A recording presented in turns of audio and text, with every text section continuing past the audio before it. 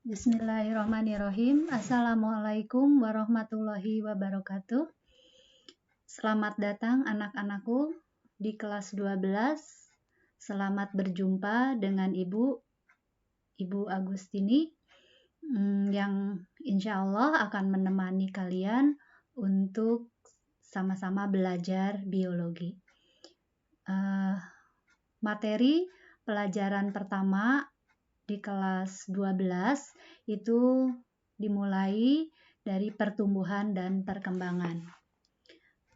Anak-anakku sekalian, tentunya istilah ini sudah tidak asing lagi bagi kalian, di mana kejadian ini pun tidak aneh, sering kalian lihat dan temukan dalam kehidupan sehari-hari. Namun ada kalanya kalau ditanya perbedaan pertumbuhan, kadang-kadang masih suka keliru. Nah, baik, kita akan lihat apa perbedaan pertumbuhan dan perkembangan itu. Nah, kita lihat apa itu pertumbuhan. Pertumbuhan adalah perubahan yang terjadi pada makhluk hidup yang meliputi pertambahan ukuran tubuh. Nah, jadi kalau ibu berikan contoh, misalnya ini kan ada pertambahan ukuran tubuh. Lihat ini saja contohnya, ini ada pohon mangga. Pohon mangga ini umur 1 tahun, yang ini ada pohon mangga umur 5 tahun. Kalian bisa bedakan keduanya, ini masih pendek, batangnya belum banyak, kemudian tidak rimbun, tapi yang ini sudah tinggi, rimbun, batangnya banyak. Nah, inilah kedua gambar inilah yang menunjukkan bahwa tumbuhan ini atau pohon mangga ini mengalami proses pertumbuhan. Nah, apa sih yang bertambah? Ukuran tubuh bisa bertambah, apanya yang bertambah? Nah, di sini jumlah selnya yang bertambah, masanya yang lebih banyak, masanya yang lebih besar. Kemudian volumenya menjadi lebih besar juga, sehingga sel akan tumbuh besar dan tumbuh tinggi. Karena tumbuhan itu tumbuh besar dan tumbuh tinggi, maka pertumbuhan ini bisa diukur, bisa dihitung. Ada alat untuk mengukur pertumbuhan pada tumbuhan, namanya auxanometer. Ya. Nah, itu alat ini bisa untuk menghitung kecepatan pertumbuhan. Nah, karena bisa dihitung, maka pertumbuhan ini bersifat kuantitatif. Nah, sedangkan perkembangan itu adalah proses untuk mencapai kematangan fungsi organisme. Kematangan fungsi dari organisme itu berarti sudah matang. Kalau pada manusia sering disebut dengan dewasa. Nah, oleh karena itu perkembangan juga boleh kalian sebut atau kalian definisikan sebagai proses menuju kedewasaan, ya, karena di sini ada kematangan. Apa contoh bahwa tumbuhan itu mengalami kematangan fungsi? Nah, contohnya adalah tumbuhan ini sudah berbunga. Kenapa? Ada fungsi tertentu yang mengalami kematangan. Fungsi dari apa?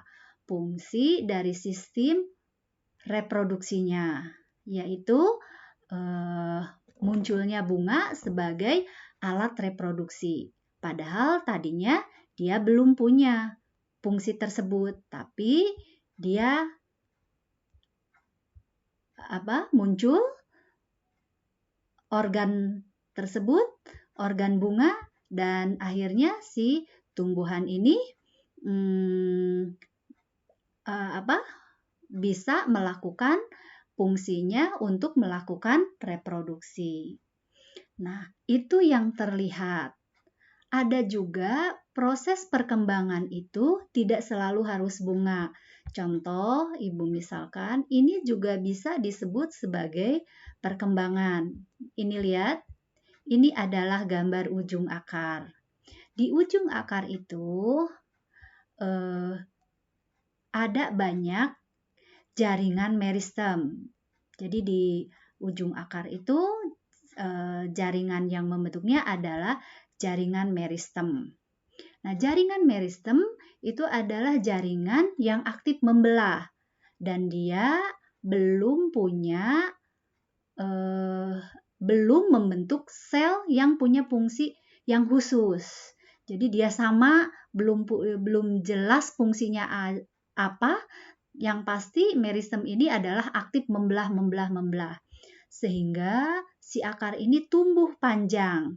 Yang tadi yang sudah terbentuk, yang di sini, ini kan berarti lama-lama menjadi dewasa. Yang atasnya jadi dewasa karena ini tumbuh terus. Yang ini memanjang kan? Berarti sel-sel yang ada di sini tadi asalnya dari sel meristem tadi mengalami kedewasaan. Nah, kalau mengalami kedewasaan berarti di sini ada perkembangan. Apa buktinya? Nah, nanti sel-sel ini akan berubah fungsinya. Bisa untuk menyerap air, bisa untuk mengedarkan hasil fotosintesis, ya.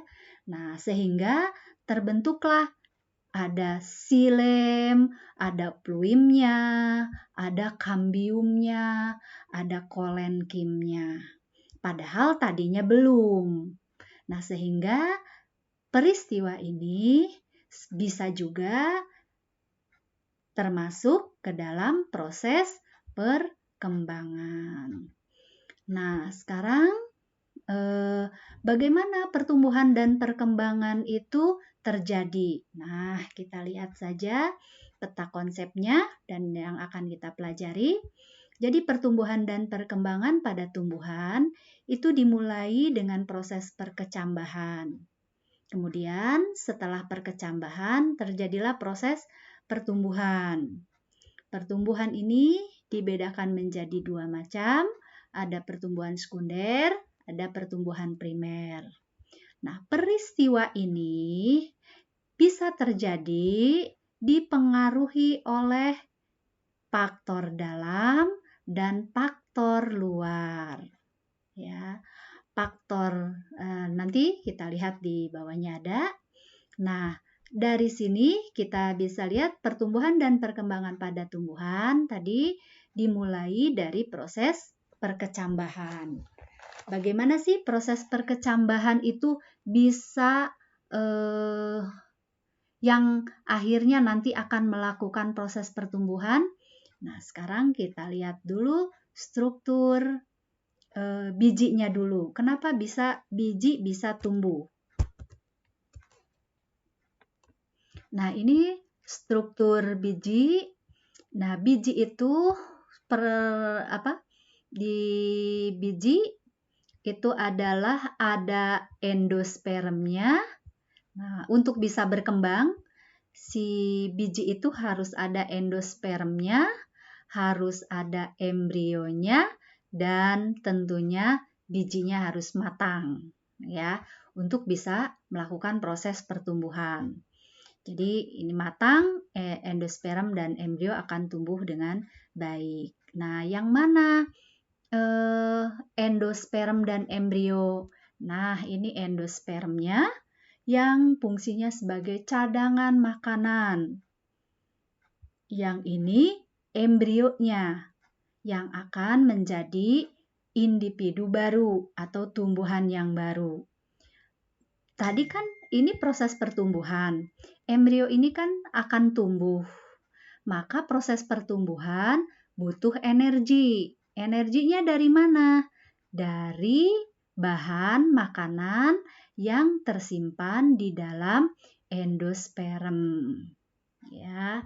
Nah, biji itu baru bisa aktif apabila dia melewati masa dormansi, masa istirahat. Nah, masa istirahat itu yang bagaimana? Biji yang kering tidak tumbuh, itu artinya biji sedang mengalami istirahat atau masa dormansi. Coba kalian berikan si biji itu, kasih air atau rendam air pada kacang hijau, kacang merah. Nah, pasti berkecambah.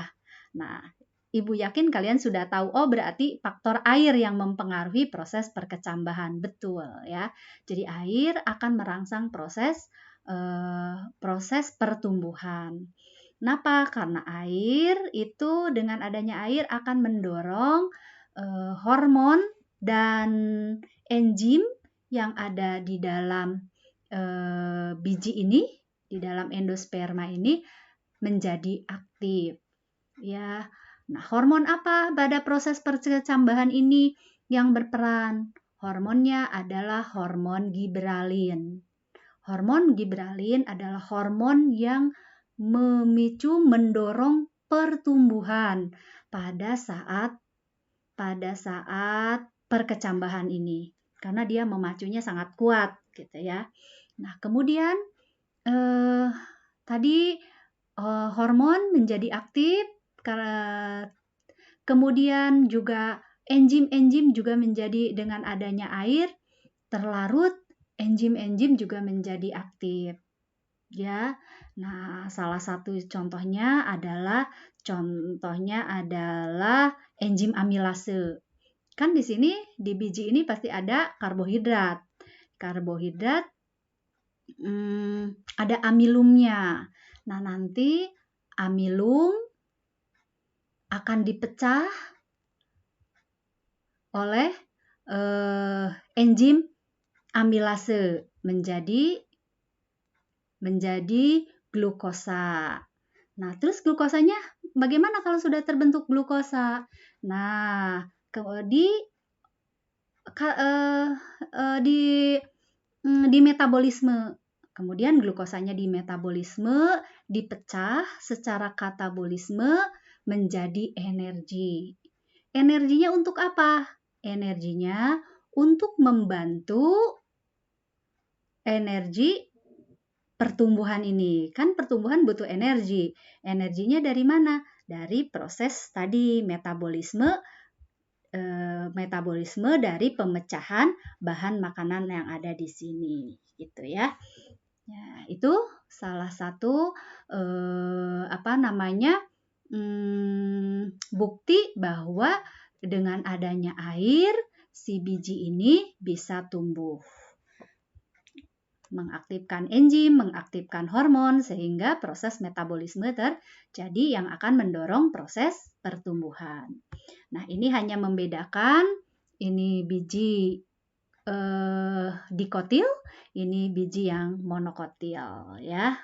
Beda di kotiledonnya, di keping bijinya. Nah, kemudian biji-biji ini bisa tumbuh bagaimana? Tersebar,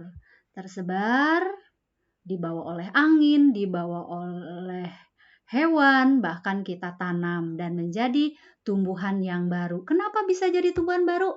Ada embrio, ada calon individu baru. Kenapa dia kok bisa hidup? Karena ada endosperm, begitu ya.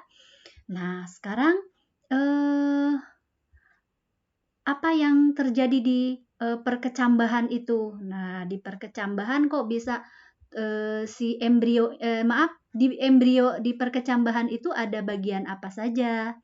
Nah, di embrio atau di lembaga pada tumbuhan biji tadi, di embrio yang ada di biji, itu nanti akan jadi akar lembaga, ada akar lembaganya, ini akan tumbuh jadi ini, ada daun lembaganya, dan ada batang lembaganya. Kemudian yang batang lembaga itu ada yang epikotil, ruas batangnya ada di atas daun tembaga, dan ada hipokotil yang ruas batangnya ada di bawah daun lembaga. Nah, berdasarkan letak perkecambahannya, proses perkecambahan itu ada dua macam, dilihat dari letaknya. Ada epigeal, ada hipogeal.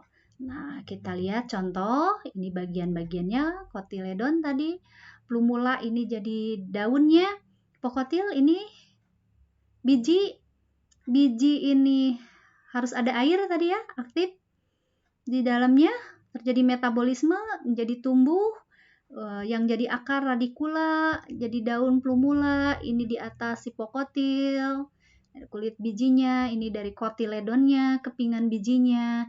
Nah, si keping biji ini, lihat, ini juga keping biji, ini sudah besar, tumbuh, kelihatan. Ini sudah mulai kebuka, ini dari dikotil ya, ini biji dikotil nih. Ini kotiledonnya ada di atas permukaan. Maka kacang hijau dilihat dari proses perkecambahannya, letak kotiledon, proses perkecambahannya, ini yang namanya perkecambahan epigeal di atas. Nah, tapi kalau yang di bawah, nanti hipokotilnya ada di bawah, itu berarti hipogeal ya. Nah, ini hipogeal, yang tadi epigeal ya. Sekarang proses pertumbuhan itu tadi ini sudah sudah berkecambah, kemudian tumbuh, berarti sudah ada akar, nanti tumbuh. Nah, pertumbuhan ini, ada pertumbuhan sekunder, ada pertumbuhan primer. Nah, sekarang kita lihat apa itu pertumbuhan primer. Pertumbuhan primer adalah pertumbuhan yang dilakukan oleh jaringan meristem. Jaringan yang aktif membelah. Adanya di mana? Adanya di ujung akar atau ujung batang. Nah, inilah pertumbuhan primer yang terjadi pada tumbuhan. Lihat, ini ada meristem dasar, nih apikal ujungnya. Ini si ujung akar ini sel-selnya terus tambah banyak, ya.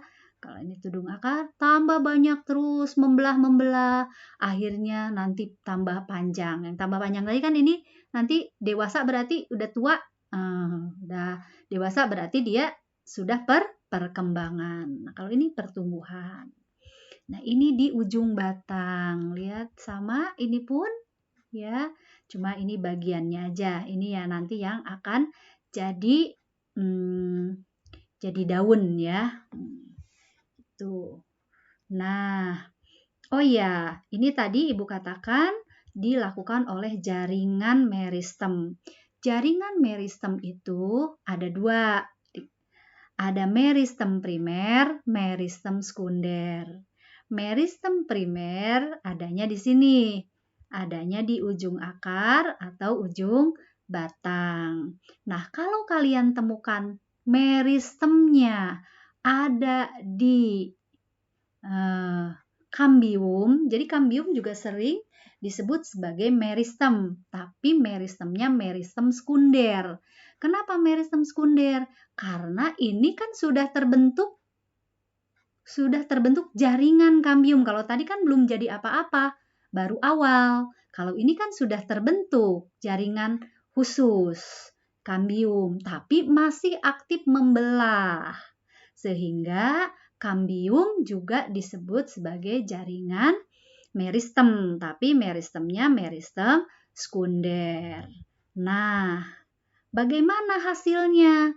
Kambium itu kan membagi ada di tengah-tengah antara xilem dan fluim ya. Xilem sebelah dalamnya, fluim sebelah luarnya. Nah, itu kan kambium ada di antara itu. Maka hasilnya adalah akan menghasilkan xilem dan fluim yang baru ke dalam. Berarti ke dalam jadi xilem yang baru ya. Kemudian kalau fluim ke keluar. Nah, itulah yang menyebabkan terjadinya pertumbuhan sekunder. Nah, sekarang apa sih akibat dari pertumbuhan primer ini? Akibat dari pertumbuhan primer, tumbuhan akan menjadi tinggi dan panjang. Tapi kalau pertumbuhan primer, tumbuhan akan membesar, menjadi lebih besar. Nah, pertumbuhan primer yang paling bagus itu terjadi pada tumbuhan dikotil, ya.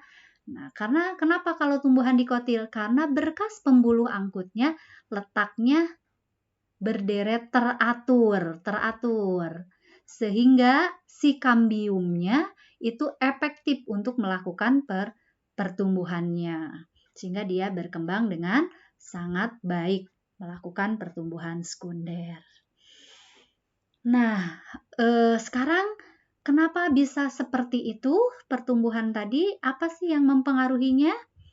Yang mempengaruhinya itu tadi ada faktor internal dan ada faktor eksternal. Faktor internal ini adalah faktor genetis dan faktor fisiologis. Apa genetis? Contohnya, kalau kita mau menanam tanaman, maka kalau ingin tumbuhannya bagus, baik, cari bibit yang bagus, cari bibit yang baik pula. Nah, jadi apa yang mau kita inginkan? Kalau misalnya kita inginnya tumbuhannya itu tumbuhan yang tipe saya pengennya yang berbuah banyak gitu. Nah, cari induk yang buahnya banyak. Tapi pastikan dulu kalau ingin lebih jelas, induknya yang berbuah banyak, pastikan bahwa induknya harus punya genotip yang galur murni, homozigot dominan, ya. Yang sifatnya homozigot, maaf. Yang sifatnya homozigot, tapi biasanya sih yang dominan, yang mendominasi gitu ya. Nah, kalau tadi buahnya banyak, nah banyak itu dominan ya, berarti yang homozigot dominan.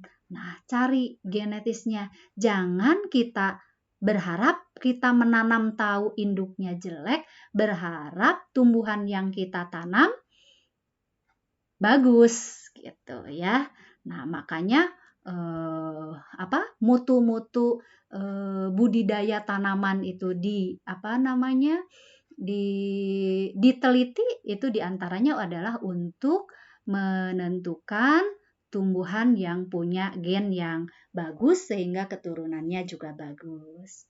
Kemudian faktor fisiologis. Faktor fisiologis yaitu hormon. Hormon pada tumbuhan itu ada auksin, gibralin, etilen, sitokinin, asam absitat, kalin, dan traumalin. Nah, sekarang apa sih fungsi auksin? Fungsi auksin biasanya adalah berfungsi merangsang perpanjangan sel batang dan menghambat perpanjangan sel akar. Kemudian bisa juga merangsang pertumbuhan akar lateral atau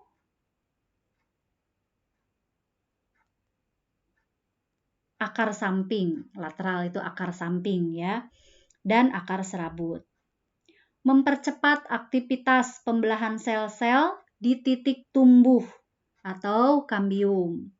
Bisa juga merangsang pembentukan bunga, buah. Kemudian gibralin. Apa fungsi gibralin? Itu bisa mempengaruhi perpanjangan dan pembelahan sel. Tadi itu di kecambah ya, merangsang pertumbuhan pada proses mempengaruhi perkembangan embrio dan proses perkecambahan. Dia juga bisa merangsang pertumbuhan di mana tumbuhan itu berada dalam bentuk ya, ukuran yang besar. Jadi bisa merangsang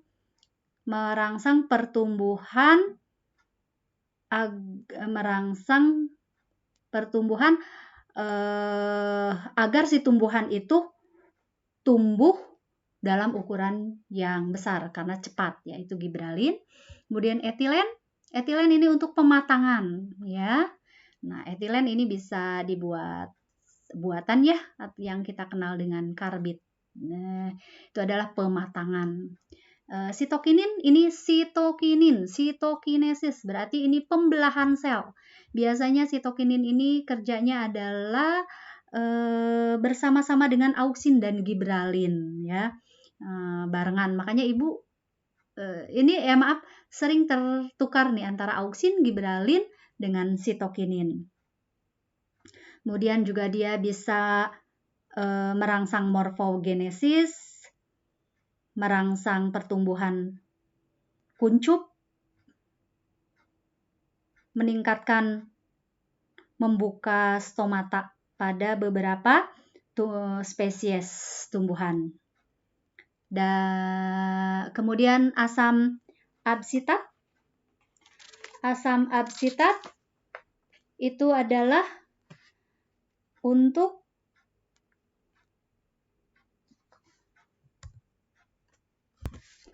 asam absitat adalah hormon yang menghambat pertumbuhan pada tanaman dengan cara mengurangi kecepatan pembelahan sel maupun pembesaran sel ya. Itu asam absitat. Kalin. Kalau kalin adalah hormon yang merangsang pertumbuhan organ pada tumbuhan. Misalnya merangsang pertumbuhan organ akar, batang, daun, bunga. Sehingga namanya sesuai dengan tempatnya ya. Rizokalin akar, kaukalin batang, pilokalin daun, antokalin bunga. Nah, itu merangsang pertumbuhan organ. Asam traumalin, yang ini asam traumalin itu luka ya. Nah, jadi kalau kalau ada tumbuhan yang mengalami luka karena gangguan fisik, maka dia akan segera membentuk kambium gabus. Nah, ini faktor internal. Sekarang faktor eksternal. Yang eksternal, temperatur, cahaya matahari, air, pH oksigen, nutrisi. Nah, Ibu rasa ini kalian sudah bisa memahami lah ya. Air tadi perkecambahan aja, pertumbuhan kalau tidak ada air, tidak ada proses perkecambahan ya, yang barusan tadi dibahas di awal. Kemudian lihat cahaya matahari, kalau terlalu terik, panas, kadang pertumbuhan terhambat gitu kan. Kemudian temperatur biasanya ini berkaitan dengan cahaya. Bahkan kalau cahaya ini bisa membentuk arah dari pertumbuhan pada tumbuhan. Ya, sering kita lihat ada tumbuhan yang tumbuhnya ke arah cahaya ya, mencari cahaya. Nah, itu kaitannya dengan gerak pada tumbuhan. Kemudian nutrisi, tumbuhan kalau tidak dikasih pupuk akan kurang optimal, kurang bagus pertumbuhannya. Tapi begitu dikasih nutrisi, dikasih pupuk, tumbuhan akan tumbuh dengan baik. Itulah sebabnya mengapa para petani banyak memberi pupuk untuk tanamannya, karena ini ya nutrisi. Nah, itulah pertumbuhan yang kita lihat pada tumbuhan. Nah, sekarang bagaimana di hewan? Kalau pertumbuhan di hewan ini dibagi 2 tahap. Ada tahap embrio dan tahap pasca embrio. Nah, di tahap embrio ini dibagi lagi. Ada fase morula, blastula, gastrulasi, diferensiasi, dan organogenesis. Nah, kalau pasca embrio, pertumbuhan dan perkembangannya ada yang disebut regenerasi dan metamorfosis. Nah, ini yang morula ya. 1 tumbuh, membelah jadi 2, jadi 4, jadi 4, 16. Nah, akhirnya jadi bentuklah bentuk bulat padat seperti bola. Kalau sudah seperti ini, namanya morula. Kemudian blastula. Nah, blastula itu ditandai dengan adanya rongga blastosol di antara kutubnya di sini nih. Nah, kemudian fase gastrulasi ditandai adanya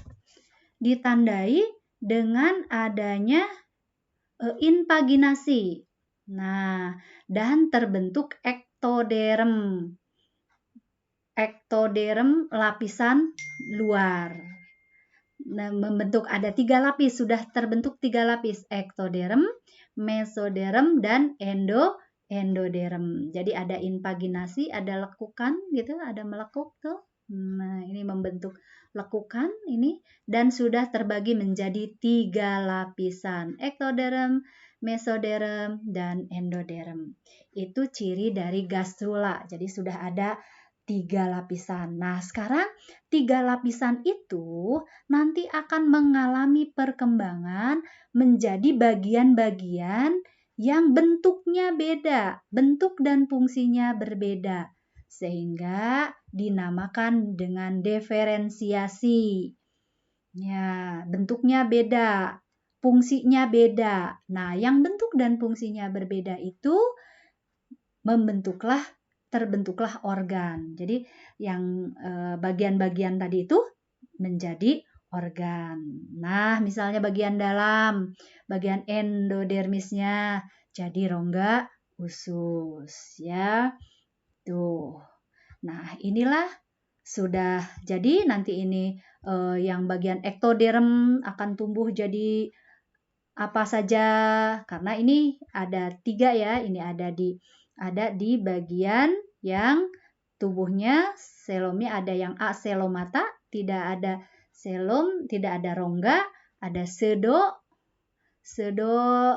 samar atau semu. Nah, selomata. Nah, kalau ini selomata, ini jelas ini ada. Nah, ini apa namanya? Maaf, ini yang semu ya. Kalau yang ini yang sudah jelas rongganya. Nah, ini pada manusia. Nah, nanti yang bagian luar akan tumbuh jadi apa?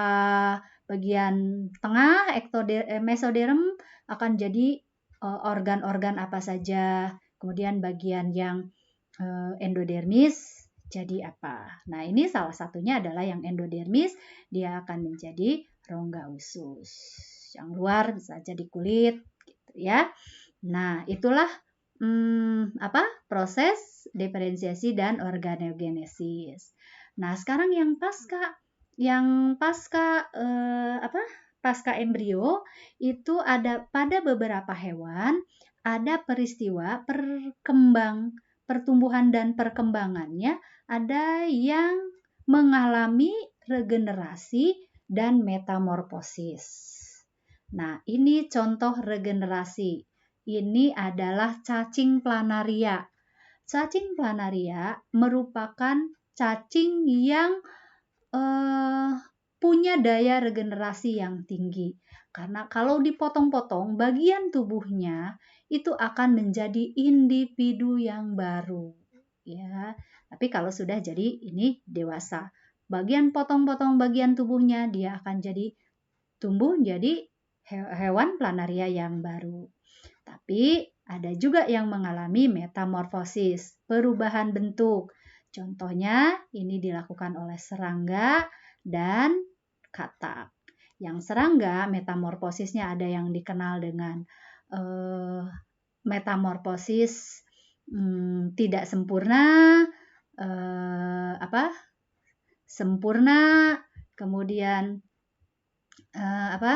yang tidak mengalami metamorfosis, tidak sempurna, dan yang mengalami metamorfosis sempurna. Nah, yang mengalami ya ini tidak mengalami metamorfosis ya. Jadi ya telur dewasa gitu ya. Kalau yang hemi itu biasanya ada nimfa, telur, larva, nimfa, dewasa. Jadi nimfanya itu adalah bentuk yang mirip dengan dewasa, cuma kecil. Nah, itu disebut nimfa. Tapi kalau yang holo, yang sempurna, telur, larva, pupa, dewasa. Ya. Nah, itulah pertumbuhan dan perkembangan yang terjadi pada hewan. Mungkin sampai di sini dulu. Oh ya, ini masih ada gambarnya. Ini adalah metamorfosis. Contoh-contoh metamorfosis pada serangga. Nah, ini semi imago. Semi imago itu tadi nimfa ya. Kalau Ibu menyebutnya nimfa, ini imago. Ini yang hemi ya. Yang ini yang sempurna. Nah, ini yang metamorfosis pada katak. Nah, iya, yang katak telur, berudu, katak dewasa. Ini perubahannya di kaki dan insangnya ya, di alat pernapasannya. Demikian pertumbuhan dan perkembangan yang terjadi pada makhluk hidup.